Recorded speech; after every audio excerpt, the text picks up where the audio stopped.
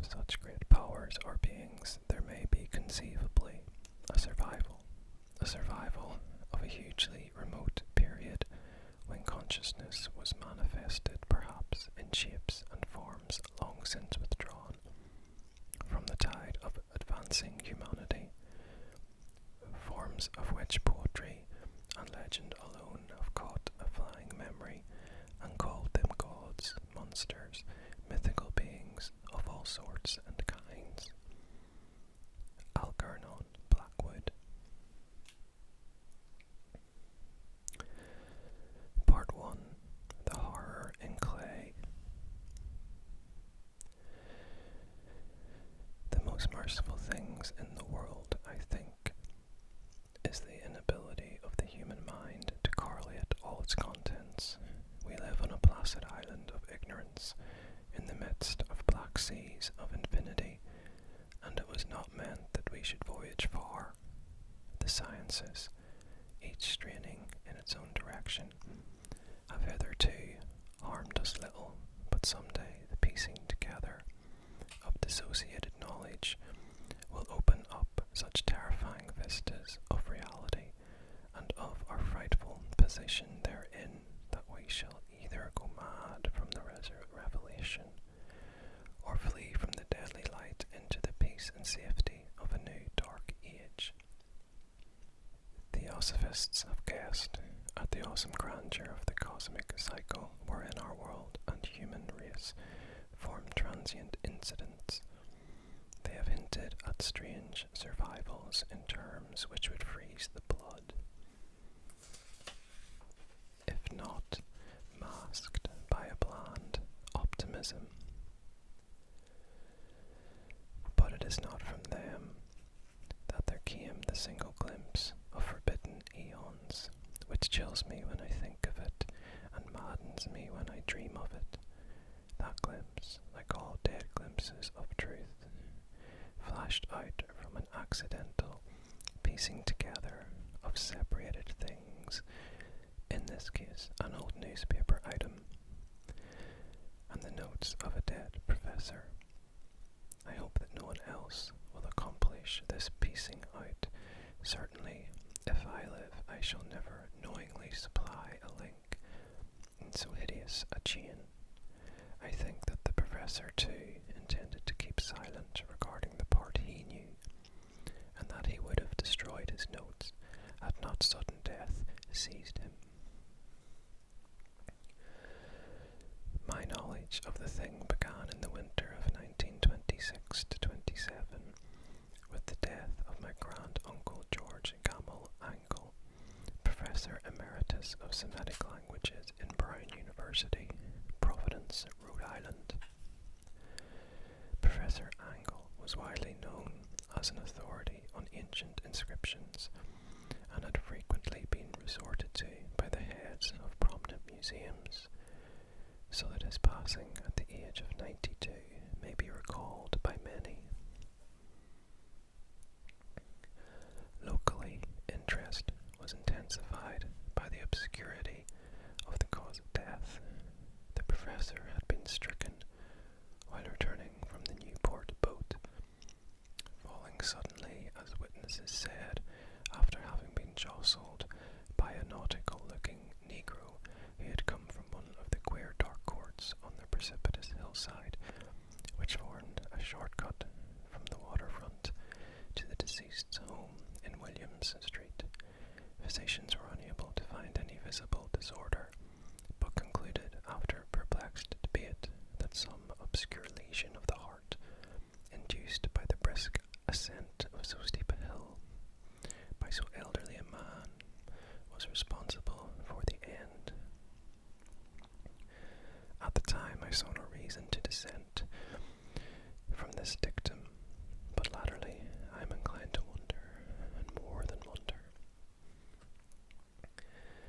As my grand-uncle's heir and executor, for he died a childless widower, I was expected to go over his papers with some thoroughness, and for that purpose moved his entire set of files and boxes to my quarters in Boston.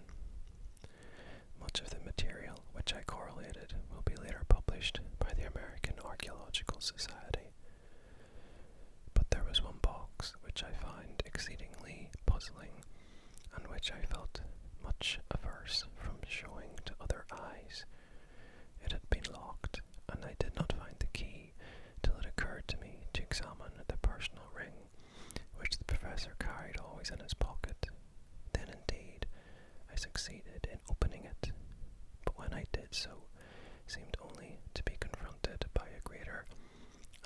closely locked barrier. For what could be the meaning of the queer clay bas relief and the disjointed jottings, ramblings, and cuttings which I find? Had my uncle, in his latter years, become credulous of the most superficial impostures? I resolved to search out the eccentric sculpture responsible for this apparent disturbance of an old man's peace of mind. The bas relief was a rough rectangle, less than an inch thick and about 5 by 6 inches in area, obviously of modern origin. Its designs, however, were far from modern in atmosphere and suggestion, for although the vagaries of Cubism and Futurism are many and wild, they do not often reproduce that cryptic regularity which lurks in prehistoric writing.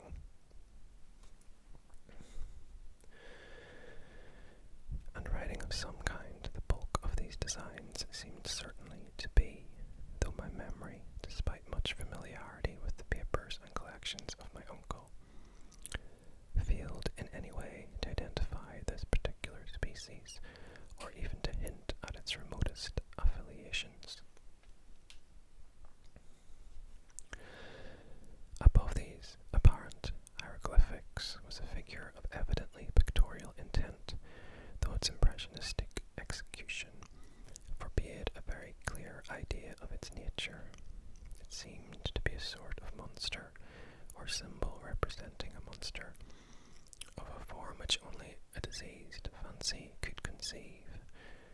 If I say that my somewhat extravagant imagination yielded simultaneous pictures of an octopus, a dragon, and a human caricature, I shall not be unfaithful to the spirit of the thing. A pulpy, tentacled head surmounted a grotesque and scaly body with rudimentary wings, and it was the general outline of the whole which made it most shockingly frightful. Behind the figure was a vague suggestion of a cyclopean architectural background.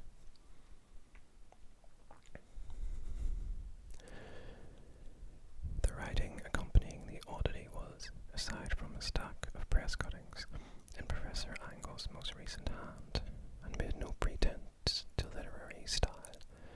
What seemed to be the main document was headed Cthulhu Cult, in characters painstakingly printed to avoid the erroneous reading of a word so unheard of. The manuscript was divided into 2 sections, the first of which was headed 1925, Dream and Dream Work of H. A. Wilcox, 7 Thomas Street, Providence, R.I., and the second, Narrative of Inspector John R. Legrasse, 121 Bienville Street, New Orleans, L.A. at 1908 AAS. MTG Notes on same, and Professor Webb's account. The other manuscript papers were all brief notes, some of them accounts of the queer dreams of different persons, some of them citations from theosophical books and magazines, notably W. Scott Eliot's Atlantis and the Lost Lemuria, and the rest comments on long surviving secret societies and hidden source books, as Fraser's Golden Bough and Miss Murray's Witch Cult in Western Europe. The cuttings largely alluded to outre, mental illnesses, and outbreaks of group folly or mania in the spring of 1925. The first half of the principal manuscript told a very peculiar tale. It appears that on March 1st, 1925, a thin, dark young man of neurotic and excited aspect had called upon Professor Angle, bearing the singular clay bas relief, which was then exceedingly damp and fresh. His card bore the name of Henry Anthony Wilcox, and my uncle had recognized him as the young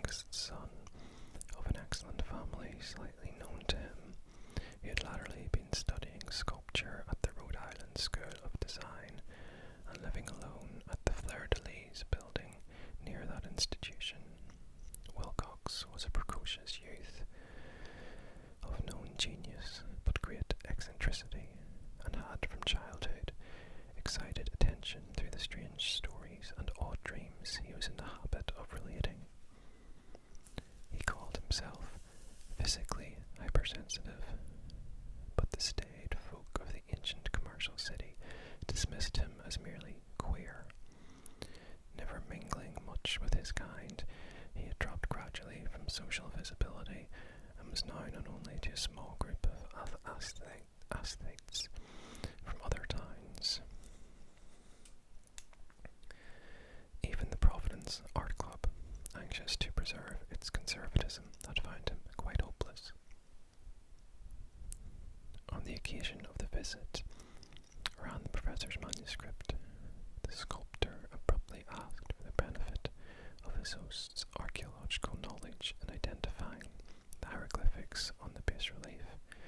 He spoke in a dreamy, stilted manner which suggested prose and alienated sympathy, and my uncle showed some sharpness in replying, for the conspicuous freshness of the tablet implied kinship with anything but archaeology. Young Wilcox's rejoinder, which impressed my uncle enough to make him recall, and recorded verbatim, was of a fantastically poetic cast, which must have typified his whole conversation, and which I have since found highly characteristic of him. He said, "It is new indeed, for I made it last night in a dream of strange cities, and dreams are older than brooding Tyre, or the contemplative Sphinx, or garden-girdled Babylon."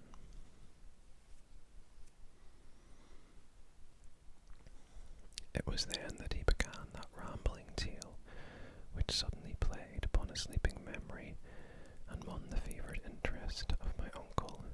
There had been a slight earthquake tremor the night before, the most considerable felt in New England for some years, and Wilcox's imagination had been keenly affected. Upon retiring, he had had an unprecedented dream of great cyclopean cities, of Titan blocks and sky-flung monoliths, all dripping with green ooze, and sinister with latent horror.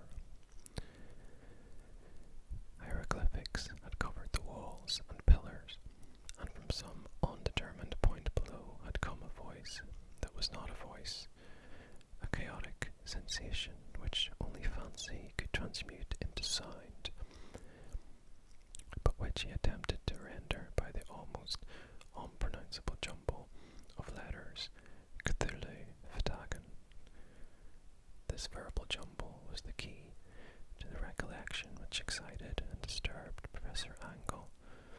He questioned the sculpture with scientific minuteness, and studied with almost frantic intensity the bas-relief on which the youth had found himself working, chilled and clad only in his nightclothes.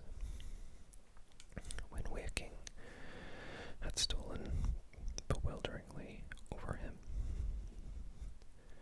My uncle blamed his old age, Wilcox afterwards said, for his slowness in recognizing both hieroglyphics and pictorial design.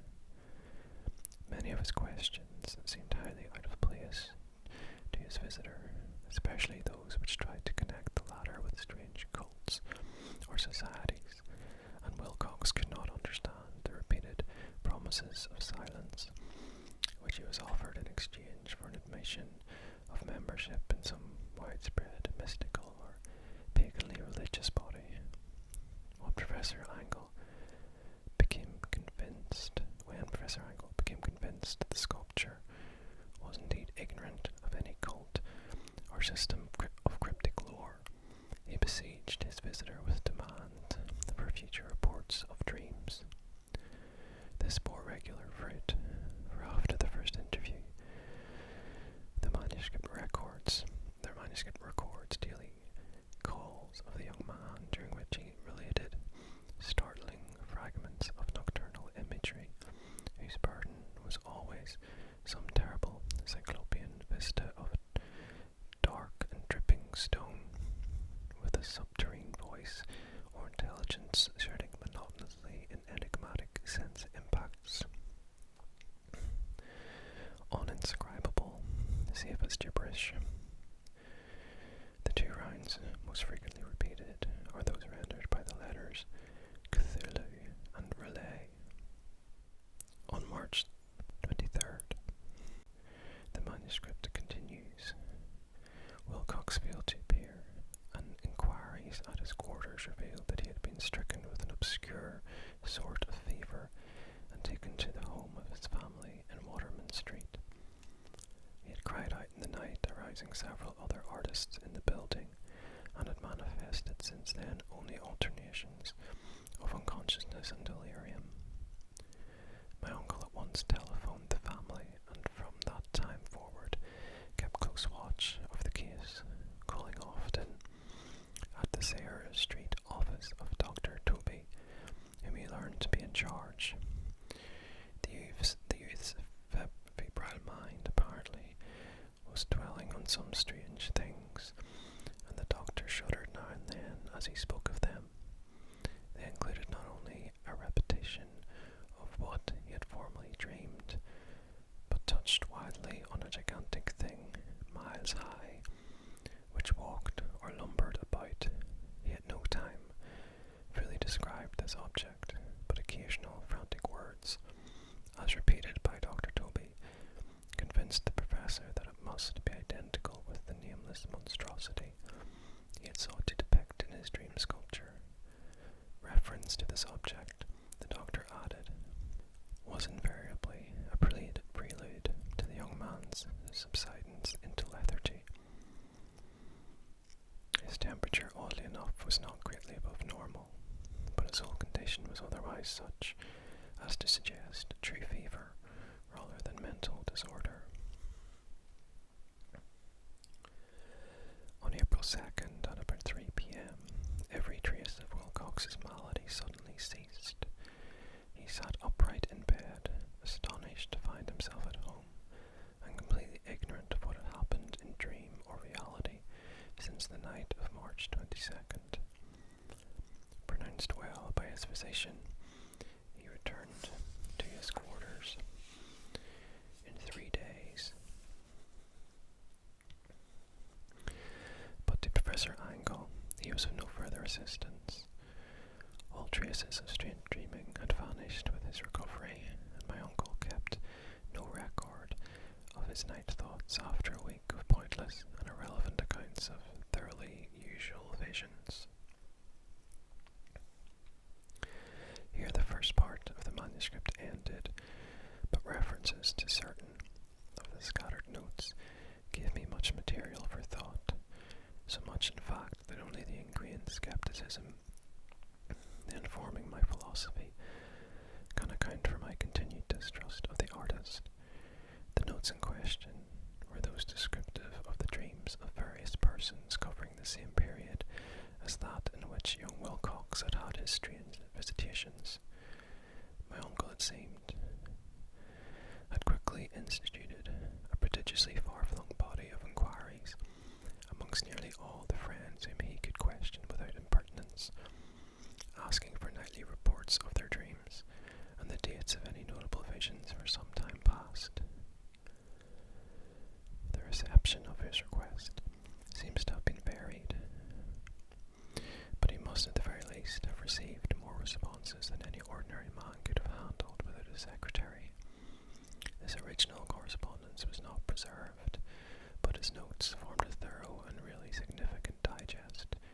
Average people in society and business, New England's traditional salt of the earth, give an almost completely negative result. Those scattered cases of uneasy but formless nocturnal impressions appear here and there, always between March 23rd and April 2nd. The period of young Wilcox's delirium. Scientific men were little more affected, though 4 cases of vague description suggest fugitive glimpses of strange landscape, and in one case there is mentioned a dread of something abnormal. It was from the artists and poets that the pertinent answers came, and I know that panic would have broken loose had they been able to compare notes. As it was, lacking their original letters, I have suspected the compiler of having asked leading questions, or of having edited the correspondence in corroboration of what he had lately resolved to see. That is why I continued to feel that Wilcox, somewhat cognizant of the old data which my uncle had possessed, had been imposing on the veteran His responses from athletes told a disturbing tale. From February 28th to April 2nd, a large proportion of them had dreamed very bizarre things, the intensity of the dreams being immeasurably the stronger during the period of the sculptor's delirium. Over a fourth of those who reported anything reported scenes and half-sounds not unlike those which Wilcox had described, and some of the dreamers confessed acute fear of the gigantic nameless thing visible toward the last. One case, which the note describes with emphasis, was very sad. The subject, a widely known architect, with leanings toward theosophy and occultism, went violently insane on the date of the young Wilcox's seizure and expired several months later, after incessant screamings to be saved from some escaped denizen of hell. Had my uncle referred to these cases by name, instead of merely by number, I should have attempted some corroboration and personal investigation. But as it was, I succeeded in tracing down only a few. All of these, however, bore out the notes in full. I've often wondered if all the objects of the professor's questioning felt as puzzled as did this fraction. It is well that no explanation shall ever reach them. The press cuttings, as I have intimated, touched on cases of panic, mania, and eccentricity during the given period. Professor Angle must have employed a cutting bureau, for the number of extracts is tremendous, and the sources scattered throughout the globe. Here a nocturnal suicide in London, where a lone sleeper had leaped from a window after a shocking cry. Here likewise a rambling letter to the editor of a paper in South America, where a fanatic deduces a dire future from visions he has seen. A dispatch from California describes a theosophist colony as donning white robes en masse for some glorious fulfillment which never arrives, whilst items from India speak guardedly of serious native unrest towards the end of March. Voodoo orgies multiply in Haiti, and African outposts report ominous mutterings. American officers in the Philippines find certain tribes bothersome about this time, and New York policemen are mobbed by hysterical Levantines on the night of March 22nd to 23rd. The west of Ireland, too, is full of wild rumour and legendary, and a fantastic painter named Artois Bonnot hangs a blasphemous dream landscape in the Paris Spring Salon of 1926. And so numerous are the recorded troubles in insane asylums that only a miracle can have stopped the medical fraternity from noting strange parallelisms and drawing mystified conclusions. A weird bunch of cuttings, all told, and I can, at this date, scarcely envision the callous rationalism with which I set them aside, but I was then convinced that young Wilcox had known of the older matters mentioned by the professor. Part 2. The Tale of Inspector Legrasse. The older matters which had made the sculptor's dream and bas-relief so significant to my uncle formed the subject of the second half of his long manuscript. Once before, it appears, Professor Angle had seen the hellish outlines of the nameless monstrosity, puzzled over the unknown hieroglyphics, and heard the ominous syllables which can be rendered only as Cthulhu. And all this in so stirring and horrible a connection that it is small wonder he pursued young Wilcox with queries and demands for data. The earlier experience had come in 1908, 17 years before, when the American Archaeological Society held its annual meeting in St. Louis. Professor Angle, as befitted one of his authority and attainments, had a prominent part in all the deliberations, and was one of the first to be approached by the several outsiders who took advantage of the convocation to offer questions for correct answering and problems for expert solution. The chief of these outsiders, and in a short time the focus of interest for the entire meeting, was a commonplace-looking, middle-aged man who had travelled all the way from New Orleans for certain special information unobtainable from any local source. His name was John Raymond Legrasse, and he was by profession an inspector of police. With him he bore the subject of his visit, a grotesque, repulsive, and apparently very ancient stone statuette, whose origin he was at a loss to determine. It must not be fancied that Inspector Legrasse had the least interest in archaeology. On the contrary, his wish for enlightenment was prompted by purely professional considerations. The statuette, idol, fetish, or whatever it was, had been captured some months before in the wooded swamps south of New Orleans during a raid on a supposed voodoo meeting, and so singular and hideous were the rites connected with it that the police could not but realize that they had stumbled on a dark cult totally unknown to them, and infinitely more diabolic than even the blackest of the African voodoo circles. Of its origin, apart from the erratic and unbelievable tales extorted from the captured members, absolutely nothing was to be discovered, hence the anxiety of the police for any antiquarian lore which might help them to place the frightful symbol, and through it track down the cult to its fountainhead. Inspector Legrasse was scarcely prepared for the sensation which his offering created. One sight of the thing had been enough to throw the assembled men of science into a state of tense excitement, and they lost no time in crowding around him to gaze at the diminutive figure, whose utter strangeness and air of genuinely abysmal antiquity hinted so potently at unopened and archaic vistas. No recognized school of sculpture had animated this terrible object, yet centuries and even thousands of years seemed recorded in its dim and greenish surface of unplaceable stone.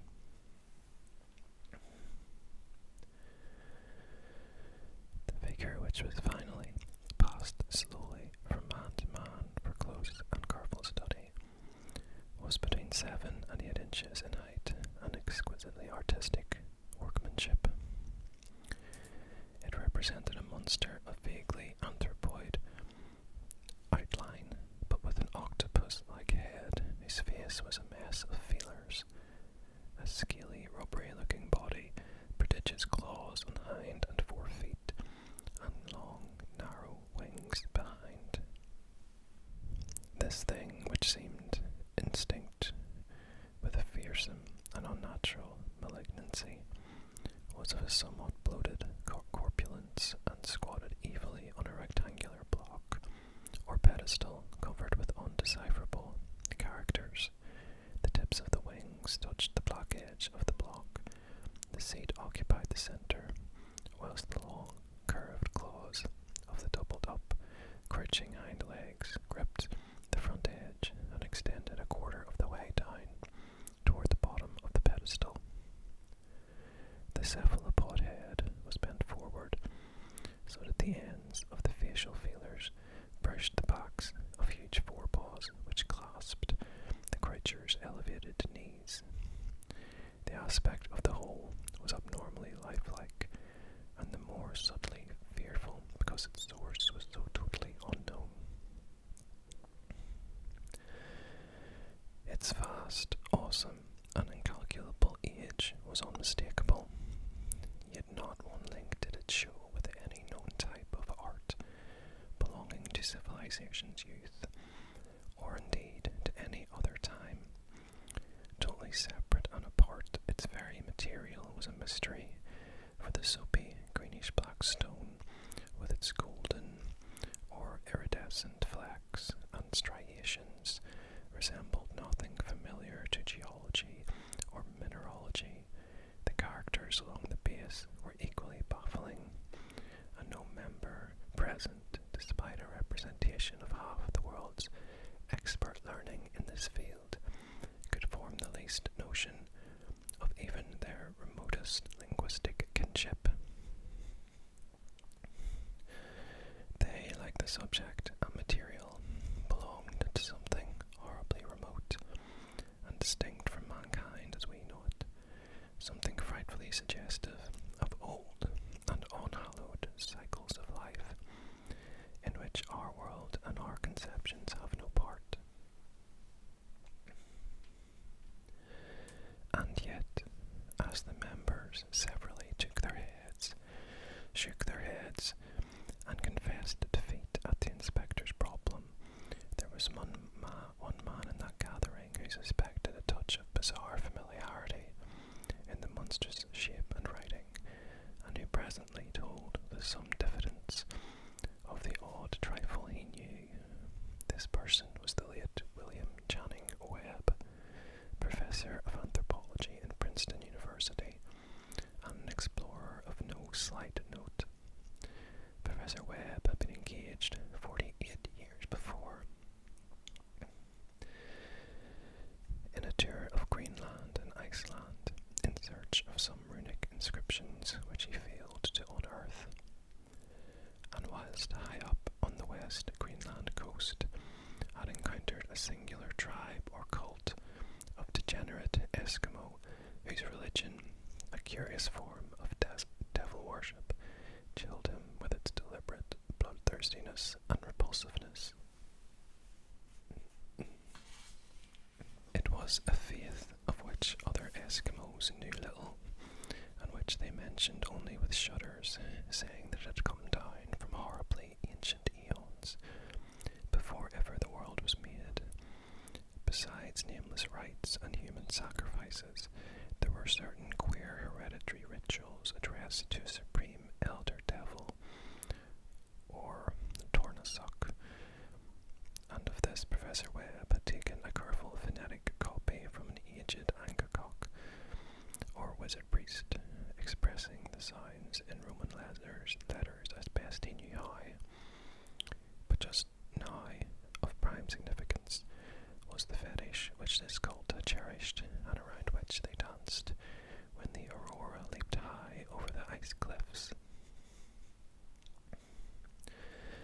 It was, the professor stated, a very crude bas-relief of stone, comprising a hideous picture and some cryptic writing, and so far as he could tell, it was a rough parallel in all essential features of the bestial thing now lying before the meeting. This data, received with suspense and astonishment by the assembled members, proved doubly exciting to Inspector Legras, and he began at once to ply his informant with questions. Having noted and copied an oral ritual among the swamp cult worshippers his men had arrested, he besought the professor to remember as best he might, the syllables taken down amongst the diabolist Eskimo. There then followed an exhaustive comparison of details, and a moment of really awed silence, when both detective and scientist agreed on the virtual identity of the phrase common to two hellish rituals so many worlds of distance apart. What, in substance, both the Eskimo wizards and the Louisiana swamp priests had chanted to their kindred idols was something very like this. The word divisions being guessed at from traditional breaks in the phrase, as chanted aloud: Philinglu, Mwgnlav, Cthulhu, Relay, Wagai, Nago, Fatagan. Legras had one point Professor Webb. For several among his mongrel prisoners had repeated to him what older celebrants had told them the words meant. This text, as given, ran something like this: In his house at Relay, dead Cthulhu waits dreaming.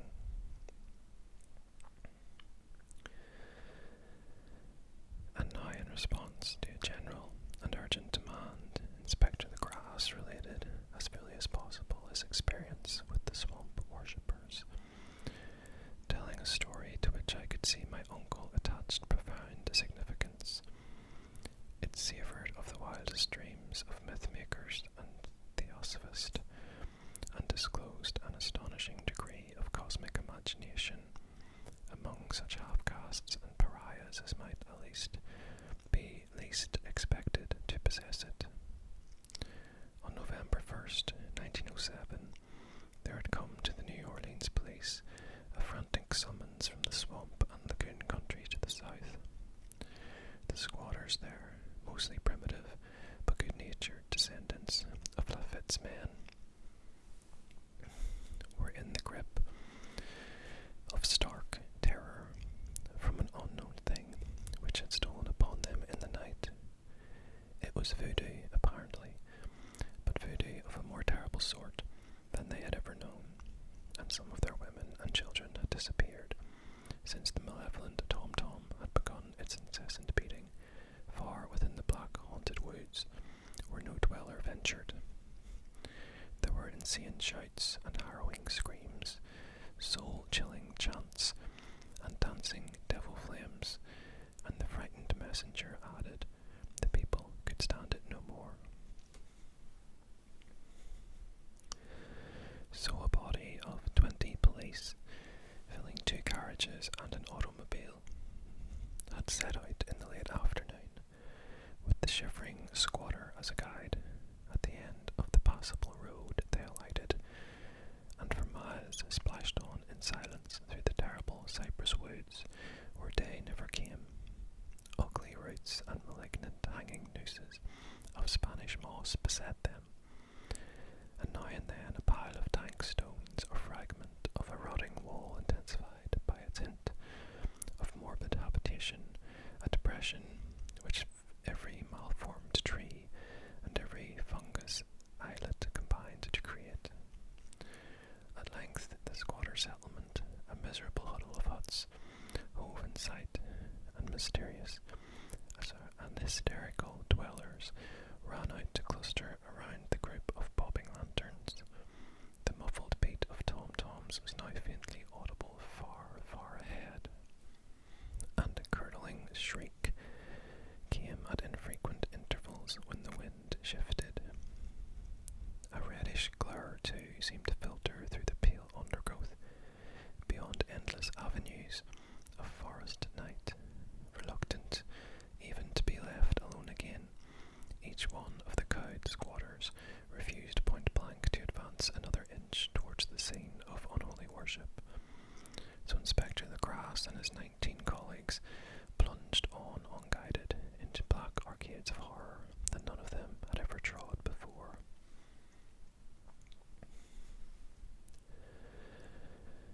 The region now entered by the police was one of traditionally evil repute, substantially unknown and untraversed by white men. There were legends of a hidden lake unglimpsed by mortal sight, in which dwelt a huge, formless, white polypus thing with luminous eyes, and squatters whispered that bat-winged devils flew up out of caverns in inner earth to worship it at midnight. They said it had been there before D'Iberville, before La Salle, before the Indians, and before even the wholesome beasts and birds of the woods. It was nightmare itself, and to see it was to die. But it made men dream, and so they knew enough to keep away. The present voodoo orgy was indeed on the merest fringe of this abhorred area, but that location was bad enough. Hence, perhaps the very place of the worship had terrified the squatters more than the shocking signs and incidents. Only poetry or madness could do justice to the noise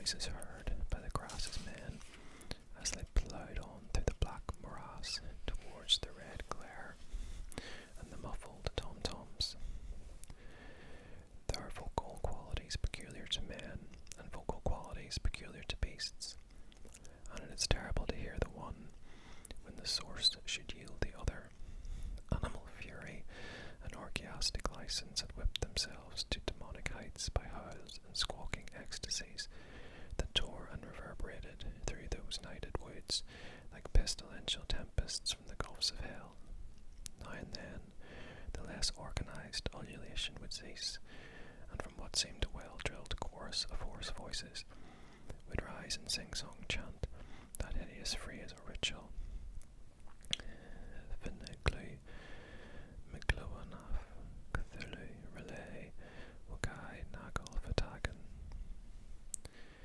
Then the men, having reached a spot where the trees were thinner, came suddenly in sight of the spectacle itself. 4 of them reeled, 1 fainted, and 2 were taken into a frantic cry, which the mad cacophony of the orgy fortunately deadened. The grass dashed swamp water on the face of the fainting man, and all stood trembling and nearly hypnotized with horror. In a natural glade of the swamp stood a grassy island of perhaps an acre's extent, clear of trees and tolerably dry. On this now leaped and twisted a more indescribable horde of human abnormality than any but a Sime or an Angarola could paint. Void of clothing, this hybrid spawn were braying, bellowing, and writhing about a monstrous ring-shaped bonfire, in the centre of which, revealed by occasional rifts in the curtain of flame, stood a great granite monolith, some 8 feet high, 8 feet in height, on top of which, incongruous with its diminutiveness, rested the noxious carven statuette. From a wide circle of 10 scaffolds, set up at regular intervals with the flame-girt monolith as a centre, hung, head downward, the oddly marred bodies of the helpless squatters who had disappeared. It was inside this circle that the ring of worshippers jumped and roared. The general direction of the mass motion being from left to right, an endless bacchanal between the ring of bodies and the ring of fire.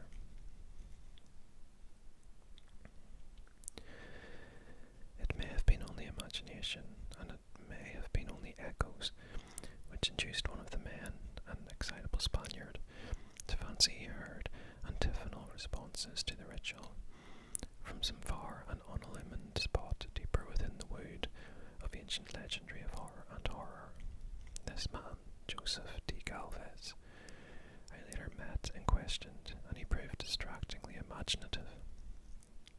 He indeed went so far as to hint of the faint beating of great wings, and of a glimpse of shining eyes, and a mountainous white bulk beyond the remotest trees, but I suppose he had been hearing too much native superstition.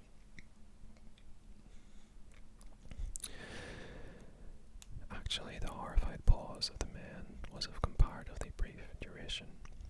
Duty came first, and although there must have been nearly 100 mongrel celebrants in the throng, the police relied on their firearms and plunged determinedly into the nauseous rout. For 5 minutes the resultant din and chaos were beyond description. Wild blows were struck, shots were fired, and escapes were made, but in the end the grass was able to count some 47 sullen prisoners, whom he forced to dress in haste and fall into line between 2 rows of police officers.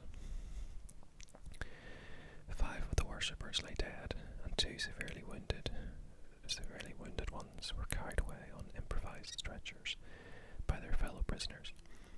The image on the monolith, of course, was carefully removed and carried back by Legras. Examined at headquarters after a trip of intense strain and weariness, the prisoners all proved to be men of a very low mixed-blooded and mentally aberrant type. Most were seamen, and a sprinkling of Negroes and mulattoes, largely West Indians or Brava Portuguese, from the Cabo Verde Islands, gave a colouring of voodooism to the heterogeneous cult. But before many questions were asked, it became manifest that something far deeper and older than Negro fetishism was involved. Degraded and ignorant as they were, the creatures held with surprising consistency to the central idea of their loathsome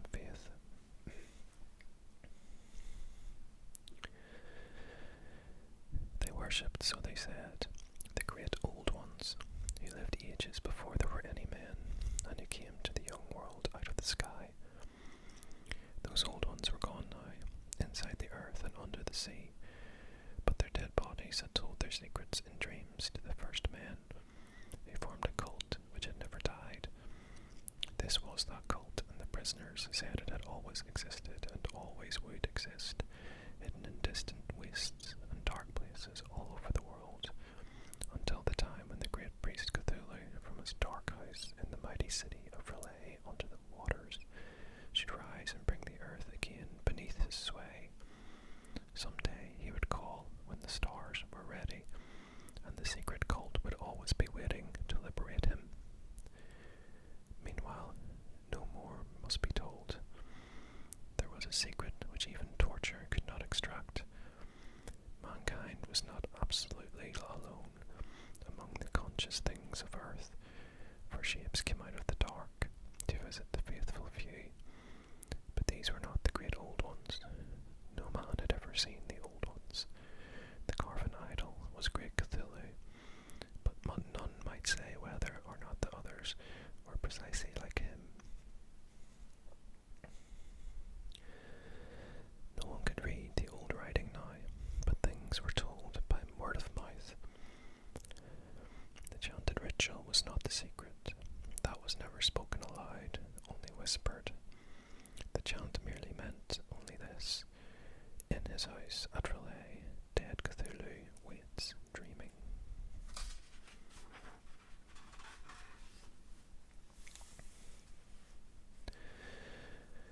Only 2 of the prisoners were found sane enough to be hanged, and the rest were committed to various institutions.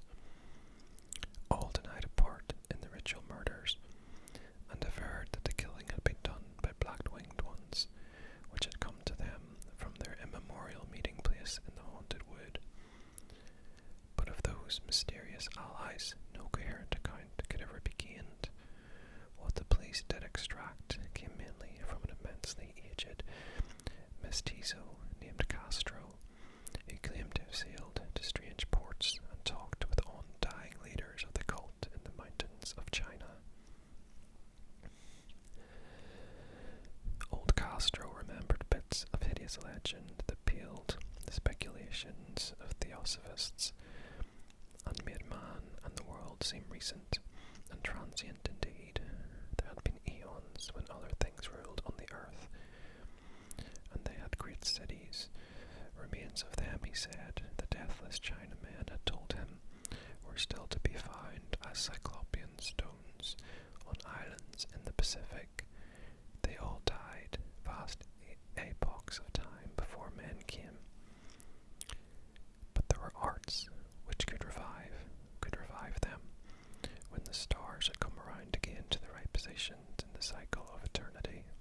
They had indeed come themselves from the stars and brought their images with them. These great old ones, Castro continued, were not composed altogether of flesh and blood. They had shape, for did not this star-fashioned image prove it? But that shape was not made of matter. When the stars were right, they could plunge from world to world through the sky, but when the stars were wrong, they could not live. But although they no longer lived, they would never really die. They all lay in stone houses in their great city of Relay, preserved by the spells of mighty Cthulhu for a glorious resurrection, when the stars and the earth might once more be ready for them. But at this time, some force from outside must serve to liberate their bodies. The spells that preserved them intact likewise prevented them from making an initial move, and they could only lie awake in the dark and think whilst uncounted millions of years rolled by. They knew all that was occurring in the universe, but their mode of speech was transmitted thought. Even now they talked in their tombs, when after infinities of chaos the first men came. The great old ones spoke to the sensitive among them by moulding their dreams, for only thus could their language reach the fleshly minds of mammals. Then, whispered Castro, those first men formed the cult. and small idols, which the Great Ones showed them. Idols brought in dim areas from dark stars. That cult could never die till the stars came right again, and the secret priests would take great Cthulhu from his tomb to revise his subjects and resume his rule of Earth. The time would be easy to know, for then mankind would have become as the great old ones, free and wild and beyond good and evil, with laws and morals thrown aside, and all men shouting and killing and reveling in joy. Then the liberated old ones would teach them new ways to shout and kill and revel and enjoy themselves, and all the earth would flame with a holocaust of ecstasy and freedom. Meanwhile, the cult, by appropriate rites, must keep alive the memory of those ancient days and shadow forth the prophecy of their return. In the elder time, chosen men had talked with the entombed old ones in dreams, but then something had happened. The great stone city of Relay, with its monoliths and sepulchres, had sunk beneath the waves, and the great waters, full of the one primal mystery through which not even thought can pass, had cut off the spectral intercourse. But memory never died, and high priests said that the city would rise again when the stars were right. Then came out of the earth the black spirits of earth, mouldy and shadowy and full of dim rumours, picked up in caverns beneath the forgotten sea bottoms. But of them only Castro dared not speak much. He cut himself off hurriedly, and no amount of persuasion or subtlety could elicit more in this direction.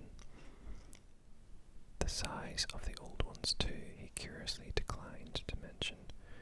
Of the cult, he said that he thought the centre lay amid the pathless deserts of Arabia, where Aram, the city of pillars, dreams hidden and untouched. It was not allied to the European witch cult, and was virtually unknown beyond its members. No book had ever really hinted of it, though the deathless Chinamen said that there were double meanings in the Necronomicon of the mad Arab Abdul al-Hazred, which the initiated might read as they chose, especially the much discussed couplet. That is not dead which can eternal lie, and with strange aeons even death may die. Legras, deeply impressed, and not a little bewildered, had inquired in vain concerning the historic affiliations of the cult. Castro apparently had told the truth when he said that it was wholly secret. The authorities at Tulane University could shed no light upon either cult or image, and now the detective had come to the highest authorities in the country and met with no more than the Greenland tale of Professor Webb.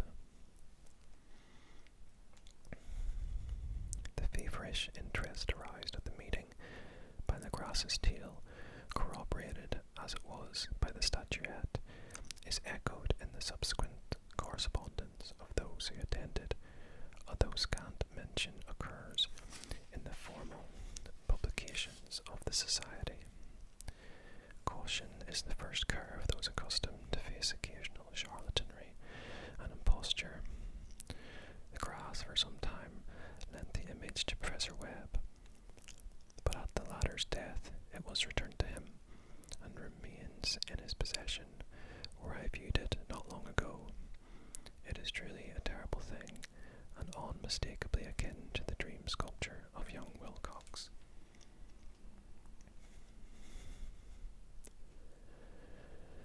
That my uncle was excited by the tale of the sculptor, I did not wonder, for what thoughts must arise upon hearing, after a knowledge of what Legras had learned of the occult, of a sensitive young man who had dreamed not only the figure and exact hieroglyphics of the swamp-found image and the Greenland devil tablet, but had come in his dreams upon at least 3 precise words of the formula uttered alike by Eskimo diabolists and mongrel Louisianans.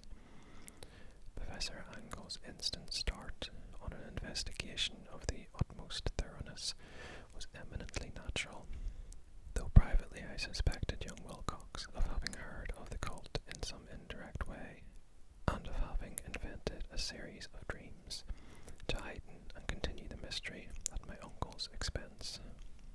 The dream narratives and cuttings collected by the professor were, of course, strong corroboration, but the rationalism of my mind and the extravagance of the whole subject led me to adopt what I thought the most sensible conclusions. So after thoroughly studying the manuscript again, and correlating the theosophical and anthropological notes with the cult narrative of the grass, I made a trip to Providence to see the sculptor and give him the rebuke I thought proper for so boldly imposing upon a learned and aged man. Wilcox still lived alone in the Fleur-de-Lis building in Thomas Street, a hideous Victorian imitation of 17th century Breton architecture which flaunts its stuccoed front amidst the lovely colonial houses on the ancient hill, and under the very shadow of the finest Georgian steeple in America. I found him at work in his rooms, and at once conceded, from the specimens scattered about, that his genius is indeed profound and authentic. He will, I believe, sometime be heard from as one of the great decadents, for he has crystallized in clay and will one day mirror in marble those nightmares and fantasies which Arthur Machen evokes in prose and Clark Ashton Smith makes visible in verse and in painting. Dark, frail, and somewhat unkempt in aspect, he turned languidly at my knock and asked me my business without rising. When I told him who I was, he displayed some interest, for my uncle had excited his curiosity in probing his strange dreams. Yet had never explained the reason for the study. I did not enlarge his knowledge in this regard, but sought with some subtlety to draw him out.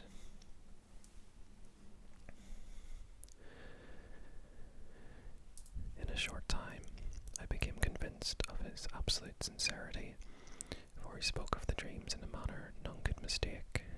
They and their subconscious residuum had influenced his art profoundly, and he showed me a morbid statue whose contours almost made me shake with the potency of its black suggestion. He could not recall having seen the original of this thing, except in his own dream bas-relief, but the outlines informed themselves insensibly under his hands. It was no doubt the giant shape he had raved of in delirium, that he really knew nothing of the hidden cult, save from what my uncle's relentless catechism had let fall, he soon made clear, and again I strove to think of some way in which he could possibly have received the weird impressions.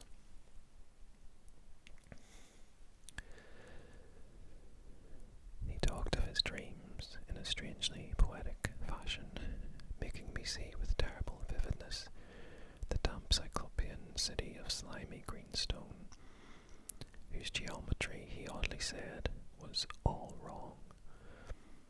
And here, with frightened expectancy, the ceaseless, half-mental calling from underground, Cthulhu, Fatagan, Cthulhu, Fatagan. These words had formed part of that dread ritual which told of dead Cthulhu's dream vigil in his stone vault at Raleigh, and I felt deeply moved despite my rational beliefs. Wilcox, I was sure, had heard of the cult in some casual way, and had soon forgotten it amidst the mass of his equally weird reading and imagining. Later, by virtue of its sheer impressiveness, it had found subconscious expression in dreams, in the bas-relief, and in the terrible statue I now beheld, so that his imposture upon my uncle very innocent one. The youth was of a type at once slightly affected and slightly ill-mannered, which I could never like, but I was willing enough now to admit both his genius and his honesty. I took leave of him amicably and wish him all the success his talent promises.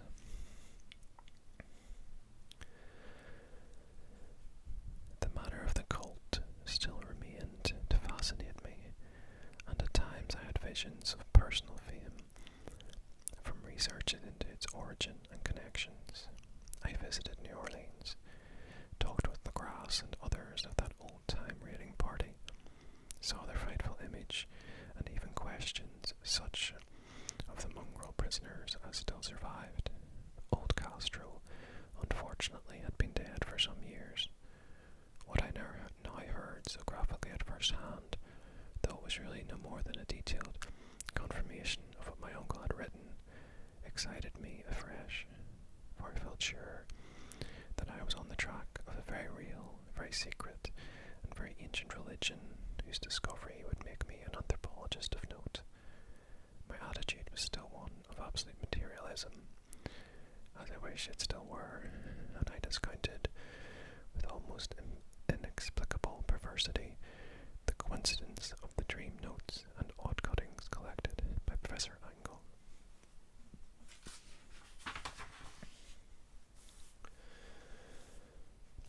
One thing I began to suspect, and which I fear I know, is that my uncle's death was far from natural. He fell on a narrow hill street leading up from an ancient waterfront swarming with foreign mongrels after a careless push from a Negro sailor. I did not forget the mixed blood and marine pursuits of the cult members in Louisiana, and would not be surprised to learn of secret methods and poison needles, as ruthless and as anciently known as the cryptic rites and beliefs of LaGrasse and his men. It is true, I've been let alone, but in Norway a certain seaman who saw things is dead. Might not the deeper iniquities of my uncle, after encountering the sculptor's data, have come to sinister ears? I think Professor Angle died because he knew too much, or because he was likely to learn too much. Whether I shall go as he did remains to be seen, for I have learned much now. Part 3. The Madness from the Sea. If heaven ever wishes to grant me a boon, it will be a total effacing of the results of a mere chance, which fixed my eye on a certain stray piece of shelf paper. It was nothing on which I would naturally have stumbled in the course of my daily round, for it was an old number of an Australian journal, the Sydney Bulletin, for April 18th, 1925. It had escaped even the cutting bureau, which had, at the time of its issuance, been avidly collecting material for my uncle's research. I had largely given over my inquiries into what Professor Angle called the Cthulhu cult, and was visiting a learned friend in Paterson, New Jersey, the curator of a local museum and a mineralogist of note, examining one day the reserve specimens roughly set on the storage shelves in a rear room of the museum. My eye was caught by an odd picture in one of the old papers spread beneath the stones. It was the Sydney Bulletin I have mentioned, for my friend has wide affiliations in all conceivable foreign parts, and the picture was a half-tone cut of a hideous stone image, almost identical with that which LaGrasse had found in the swamp. Eagerly clearing the sheet of its precious contents, I scanned the item in detail, and was disappointed to find it of only moderate length. What it suggested, however, was of portentous significance to my flagging quest, carefully tore it out for immediate action. It read as follows. Vigilant arrives with helpless armed New Zealand yacht in tow. One survivor and dead man found aboard. Tale of desperate battle and deaths at sea. Rescued seaman refuses. Particulars of strange experience. Odd idol found in his possession. Inquiry to follow. The Morrison Company's freighter Vigilant, bound for Valparaiso, arrived this morning at its wharf in Darling Harbour, having in tow the battled and disabled but heavily armed steam yacht Alert of Dunedin, New Zealand, which was sighted April 12th in south latitude 34 degrees 21 minutes west, longitude 152 degrees 17 minutes, with one living and one dead man aboard. The Vigilant left Valparaiso March 25th, and on April 2nd was driven considerably south of her course by exceptionally heavy storms and monster waves. On April 12th, the derelict was sighted, and though apparently deserted, was found upon boarding to contain one survivor in a half-delirious condition, and one man who had evidently been dead for more than a week. The living man was clutching a horrible stone idol of unknown origin, about a foot in height, regarding whose nature authorities at Sydney University, the Royal Society, and the museum in College Street all profess complete bafflement, and which the survivor says he found in the cabin of the yacht, in a small carved shrine of common pattern. This man, after recovering his senses, told an exceedingly strange story of piracy and slaughter. He is Gustav Johansen, a Norwegian of some intelligence, and has been second mate of the two-masted schooner Emma of Auckland, which sailed for Callao February 20th with a complement of 11 men. The Emma, he says, was delayed and thrown wildly south of her course by the great storm of March 1st, and on March 22nd, in south latitude 49 degrees 51 minutes west, longitude 128 degrees 34 minutes, encountered the Alert, manned by a queer and evil-looking crew of Kanakas and half-castes. Being ordered peremptorily to turn back, Captain Collins refused, whereupon the strange crew began to fire savagely and without warning upon the schooner with a peculiarly heavy battery of brass cannon forming part of the yacht's equipment. The Emma's men showed fight.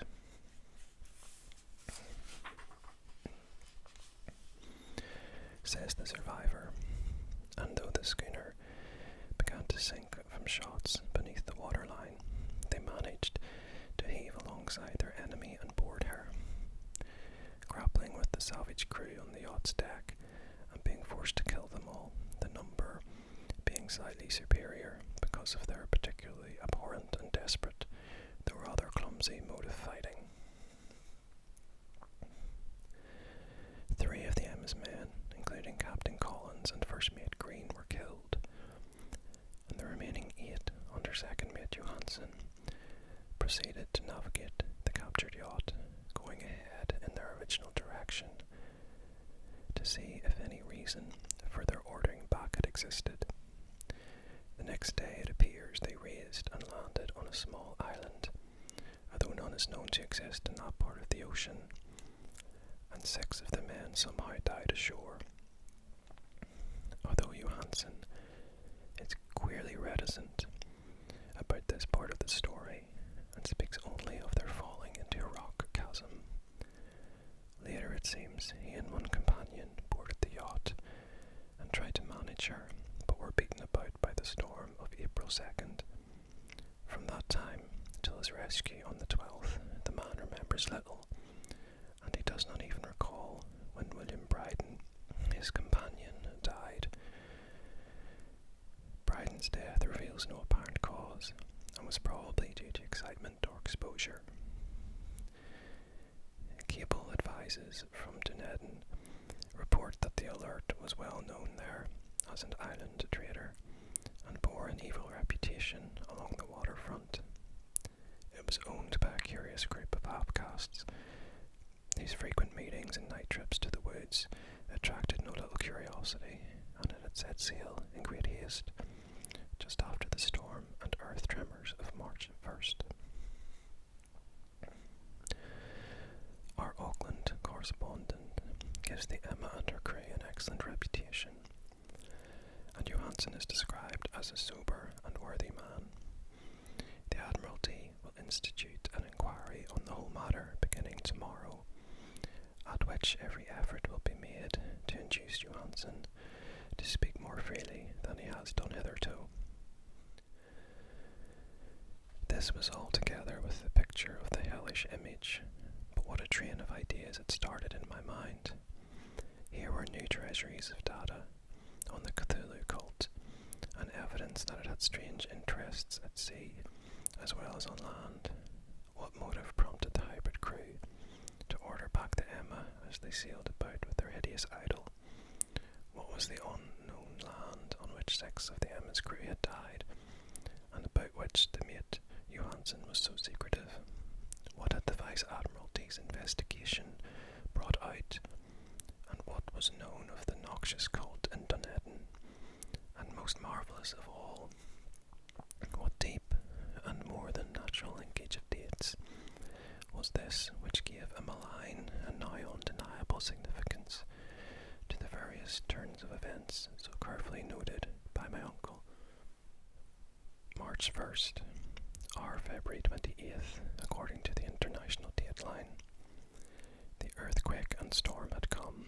From Dunedin the Alert and her noisome crew had darted eagerly forth, as if imperiously summoned, and on the other side of the earth poets and artists had begun to dream of a strange, dank, cyclopean city, whilst a young sculptor had moulded in his sleep the form of the dreaded Cthulhu. March 23rd, the crew of the Emma landed on an unknown island and left 6 men dead, and on that date the dreams of sensitive men assumed a heightened vividness and darkened with dread of a giant monster's malign pursuit, whilst an architect had gone mad and a sculptor had lapsed suddenly into delirium. And what of this storm of April 2nd, the date on which all dreams of the dank city ceased, and Wilcox emerged unharmed from the bondage of strange fever? What of all this, and of those hints of old Castro about the sunken, star-born old ones, and their coming reign, their faithful cult, and their mastery of dreams? Was I tottering on the brink of cosmic horrors beyond man's power to bear? If so, they must be horrors of the mind alone, for in some way the 2nd of April had put a stop to whatever monstrous menace had begun its siege of mankind's soul. That evening, after a day of hurried cabling and arranging, I bade my host adieu and took a train for San Francisco. In less than a month, I was in Dunedin, where, however, I found that little was known of the strange cult members who had lingered in the old sea taverns. Waterfront scum was far too common for special mention, though there was vague talk about one inland trip these mongrels had made, during which faint drumming and red flame were noted in the distant hills. In Auckland, I learned that Johansen had returned with yellow hair turned white, after perfunctory and inclusive questioning at Sydney, and thereafter sold his cottage in West Street and sailed with his wife to the old home in Oslo. Of his stirring experience he would tell his friends no more than he had told the Admiralty opposite officials, and all they could do was to give me his Oslo address.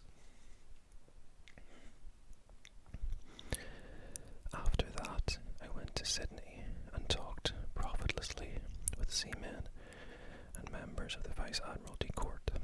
I saw the Alert, now sold and in commercial use at Circular Quay in Sydney Cove, but gained nothing from its non-committal bulk.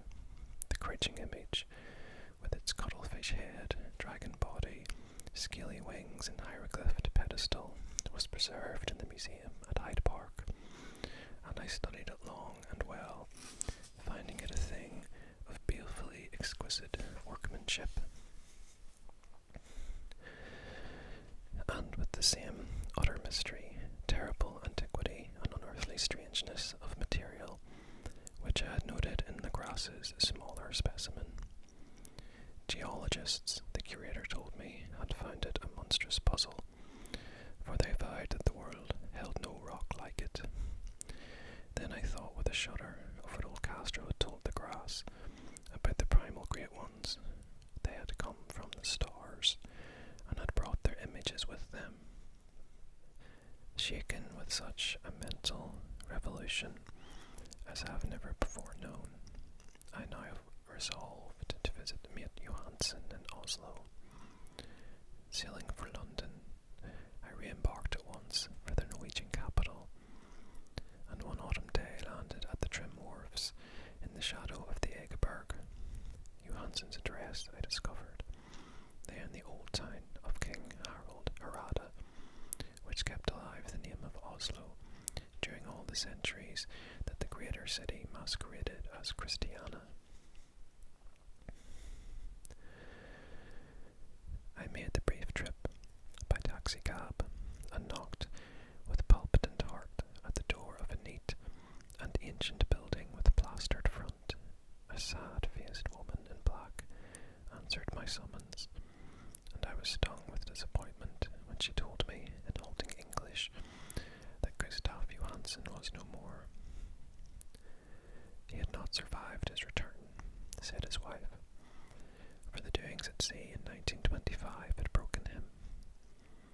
He had told her no more than he had told the public, but had left a long manuscript of technical matters, as he said, written in English, evidently in order to safeguard her from the peril of casual perusal.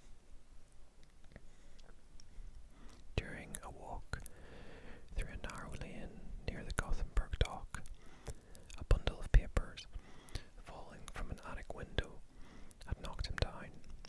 Two Lascar sailors at once helped him to his feet, but before the ambulance could reach him, he was dead. Physicians found no adequate cause for the end, and laid it to heart trouble and a weakened constitution. I now felt gnawing at my vitals that dark terror which will never leave me till I too am at rest, accidentally or otherwise. Persuading the widow that my connection with her husband's technical matters was sufficient to entitle me to his manuscript, I bore the document away and began to read it on the London boat. It was a simple, rambling thing, a naive sailor's effort as a post facto diary, and strove to recall day by day that awful voyage. I cannot attempt to transcribe it verbatim in all its cloudiness and redundance, but I will tell its gist enough to show why the sound of the water against the vessel's sides became so unendurable to me that I stopped my ears with cotton. Johansen, thank God, did not know quite all, even though he saw the city and the thing, but I shall never sleep calmly again when I think of the horrors that lurk ceaselessly behind life in time and in space, and of those unhallowed blasphemies from elder stars which stream beneath the sea. Known and favoured by a nightmare cult, ready and eager to loose them on the world whenever another earthquake shall heave their monstrous stone city again to the sun and air. Johansen's voyage had begun just as he told it to the Vice Admiralty. The Emma in ballast had cleared Auckland on February 20th,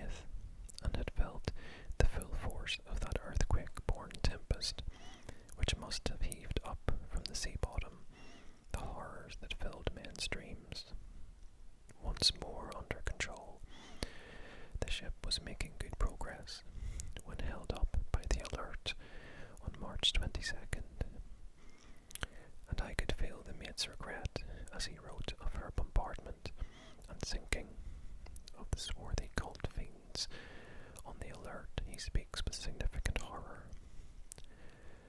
There was some peculiarly abominable quality about them, which made their destruction seem almost a duty, and Johansen shows ingenious wonder at the charge of ruthlessness brought against his party during the proceedings of the Court of Inquiry.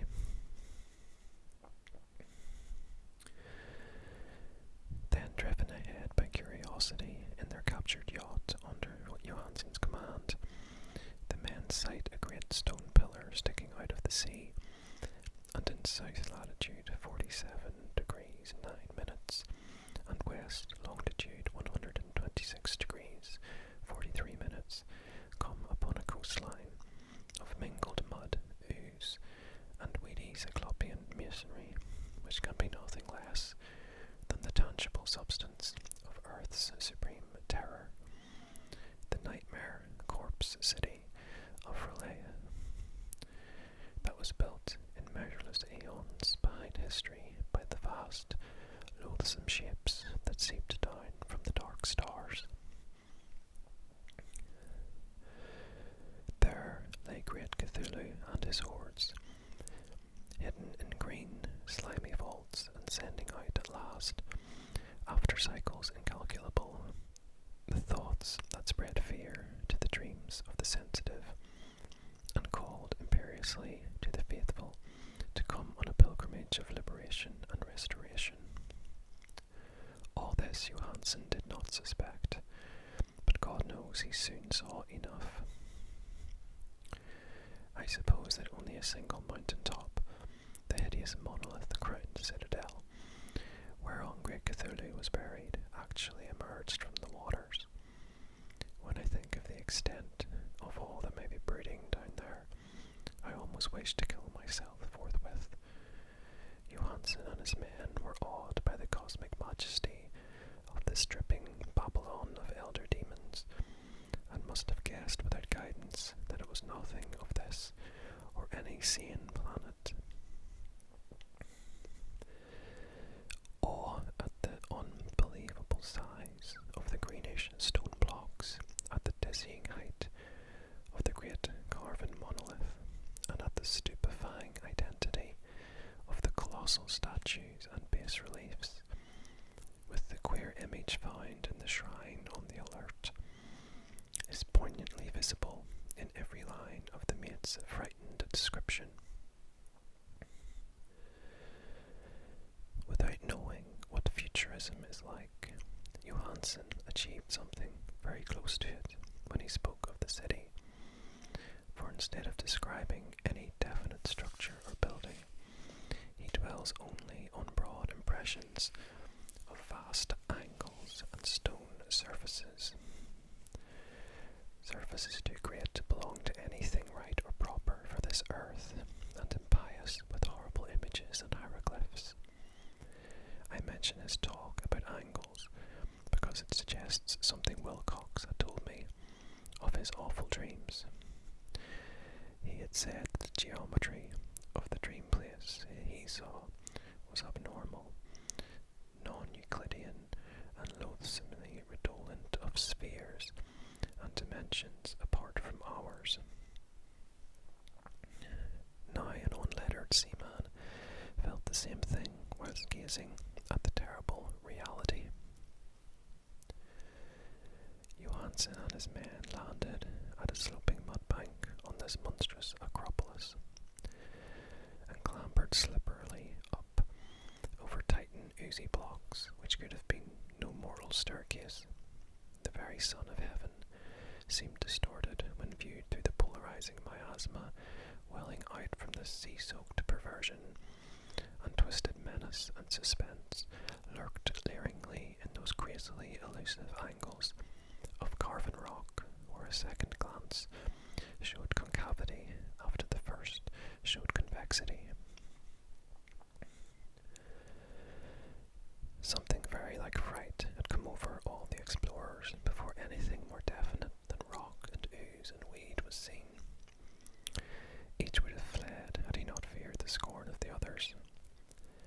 was only half-heartedly that they searched, vainly as it proved, for some portable souvenir to bear away. It was Rodriguez, the Portuguese, who climbed up at the foot of the monolith and shouted of what he had found. The rest found him and looked curiously at the immense carved door with the now familiar squid dragon bas-relief.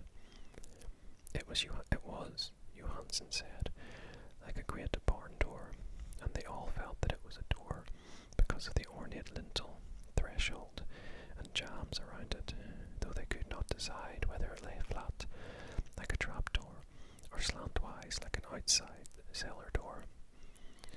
As Wilcox would have said, the geometry of the place was all wrong. One could not be sure that the sea and the ground were horizontal, hence the relative position of everything else seemed phantasmally variable. Bryden pushed at the stone in several places without result. Then Donovan felt over it delicately around the edge, pressing each point separately as he went. He climbed interminably along the grotesque stone moulding. That is, one would call it climbing if the thing was not after all horizontal, and the men wondered how any door in the universe could be so vast. Then very softly and slowly the acre great panel began to give inward at the top, and they saw that it was balanced. Donovan slid, or somehow propelled himself down, or along the jamb and rejoined his fellows, and everyone watched the queer recession of the monstrously carven portal.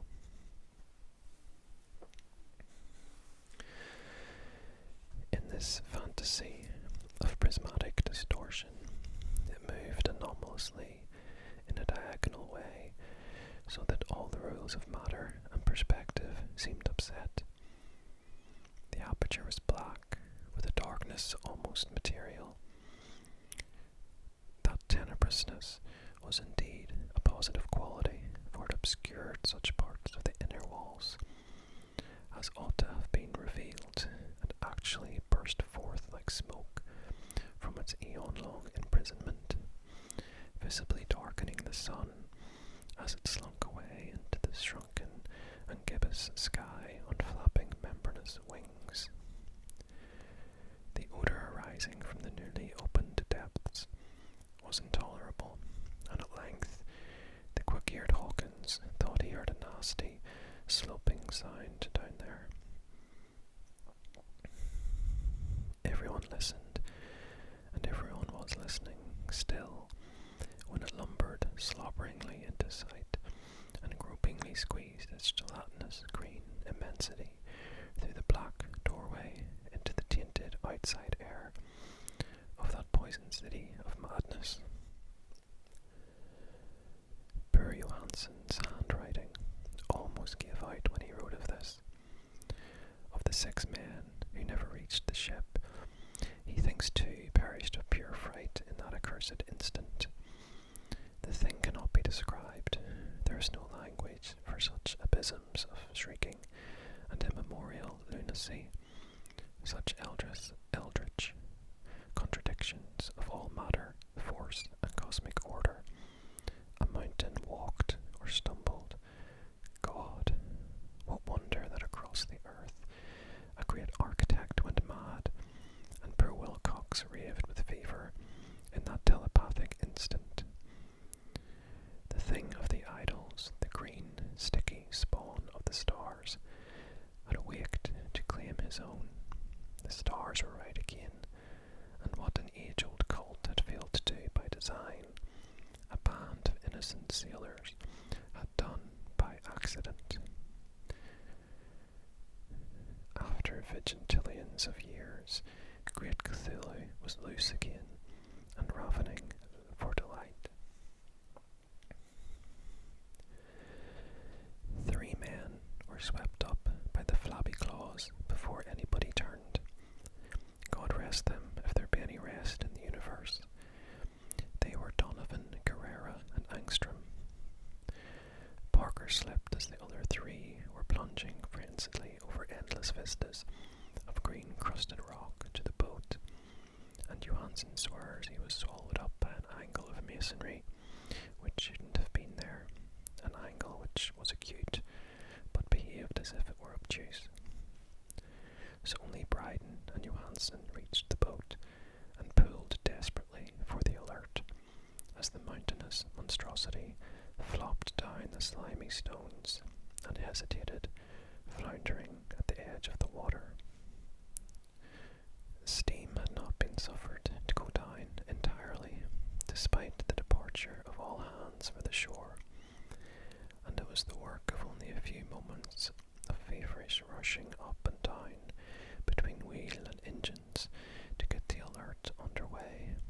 Slowly, amidst the distorted horrors of that indescribable scene, she began to churn the lethal waters, whilst on the masonry of that charnel shore that was not of earth, the tightened thing from the stars slavered and gibbered like Polypheme cursing the fleeing ship of Odysseus.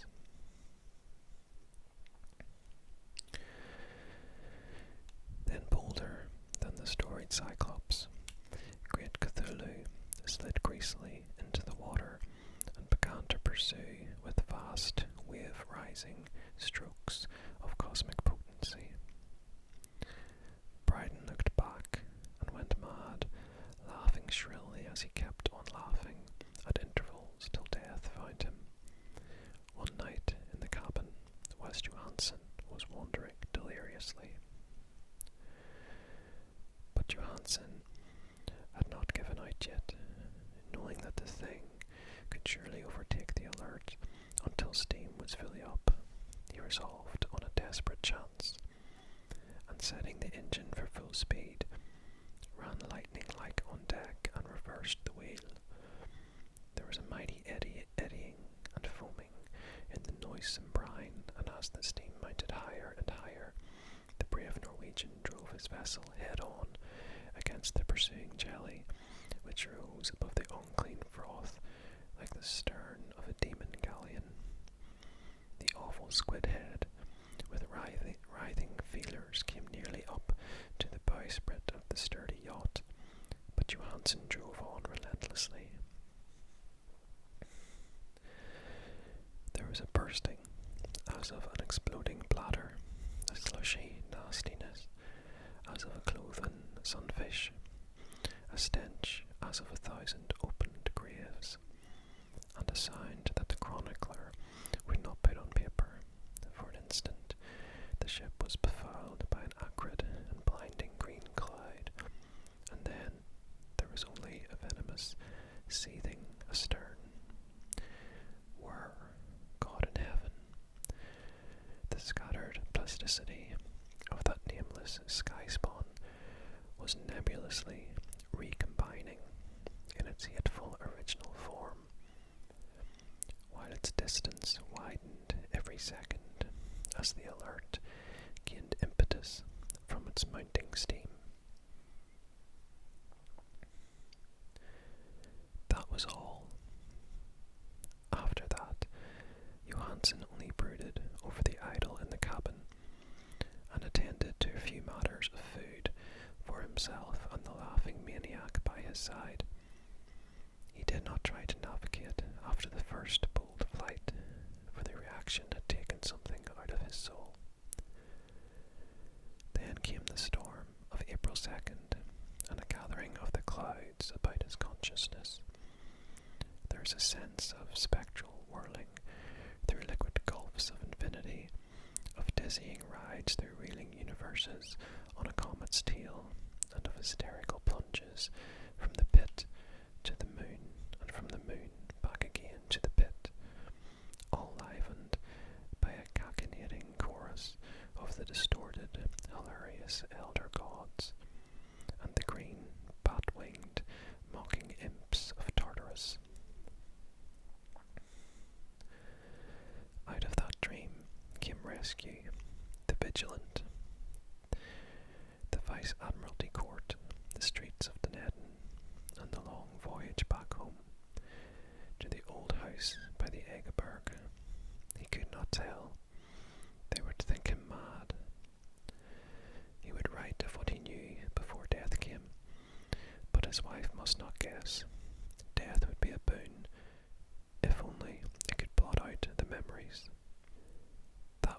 document I read, and now I have placed it in the tin box beside the bas relief and the papers of Professor Angle. With it shall go this record of mine, this test of my own sanity, wherein is pieced together that which I hope may never be pieced together again. I have looked upon all that the universe has to hold of horror, and even the skies of spring and the flowers of summer must ever afterward be poison to me. But I do not think my life will be long. As my uncle went, as poor Johansen went, so shall I go. I know too much, and the cult still lives. Cthulhu still lives too, I suppose, again, in that chasm of stone which has shielded him since the sun was young. His accursed city is sunken once more, for the vigilance sailed over the spot after the April storm. But his ministers on earth still bellow and prance, and slay around idle capped monoliths in lonely places. He must have been trapped by the sinking, whilst within his black abyss, or else the world would by now be screaming with fright and frenzy. Who knows the end? What has risen may sink, and what has sunk may rise. Loathsomeness waits and dreams in the deep, and decay spreads over the tottering cities of men. A time will come, but I must not and cannot think. Let me pray that if I do not survive this manuscript, my executors may put caution before audacity, and see that it meets no other